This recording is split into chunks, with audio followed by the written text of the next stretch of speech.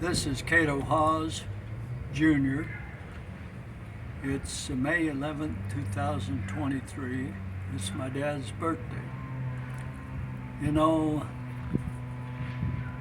he and I did some towing of cars once or twice.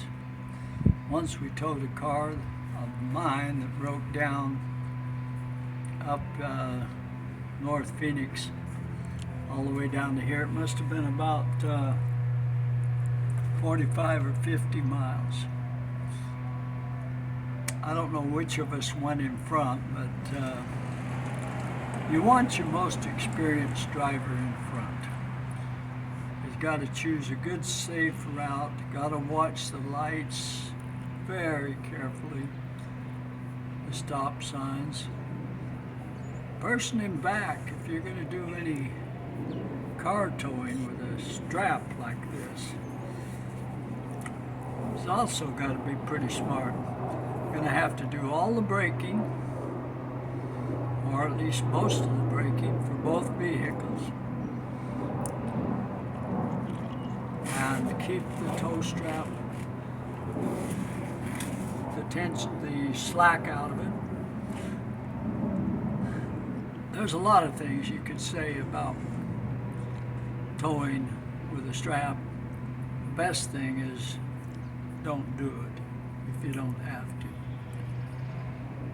Actually, me and my grandson did some towing 3 times in the last couple of months because their little car broke down. And let me just talk a little bit about it. If you're going to tow a car with another vehicle, the first thing you need is a good place to hook it to in the vehicle in front. Like this right here is a pretty good place to have it. Like that. It's a good solid place. Then you're going to need a good knot like a bowline. Be sure that you tie it properly. Make yourself a nice loop like that with your standing end underneath. Then come up through the loop with the working end of the strap around the standing end and back down through the loop. Now that looks like a pretty good bowline to me. Always test your knots. I know some object to having a little short tail like that, but if that knot were to come loose, I would be very surprised. You use a bowline for 2 reasons. It's strong and it's possible to untie it even after you put a hard load on it. This part right here can be opened back up. And if it needs a little persuasion, you can always use your screwdriver. So that's the way that me and my grandson tied the front car on. In the back, his car, and most cars, have a little eye or something down under the bumper. It was kind of hard to get this strap through there, but using a pair of pliers, starting it through there and then grabbing it with a pair of pliers, we're able to pull it out, and then having it around that other point, we tied a bowline over there. Let's see if I can do that again.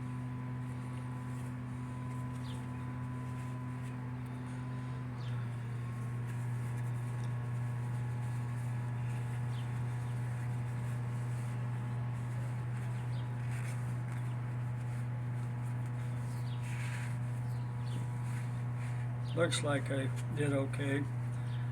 You want to test these knots. That's not a long enough tail. Probably because my leg's a little bigger than what we usually tie it to. But you want to test your knots. jerk the car just a little bit before you start out on the road and see if it's holding. Now we had the my grandson's little car attached kind of on the right side so that he could sneak out around and see around the left side of my vehicle, and that way we could go about 25 miles an hour without him feeling really unsafe. And we had our cell phones, both of us.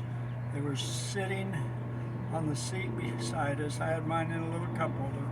We were talking on the cell phone the whole way, saying things like, I was in front, I would say, there's a light coming up, but it just turned green, we're going to be fine.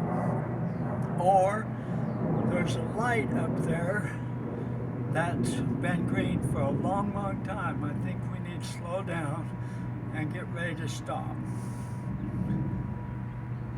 There's a stop sign coming up. We're going to have to stop. And we had our blinkers on, our emergency flashers on, and we used hand signals to signal to the other drivers. Now, I think this is legal in the state of Arizona because you see it occasionally. You might want to check on that. I'm not saying it is, and I'm not saying you should ever do this.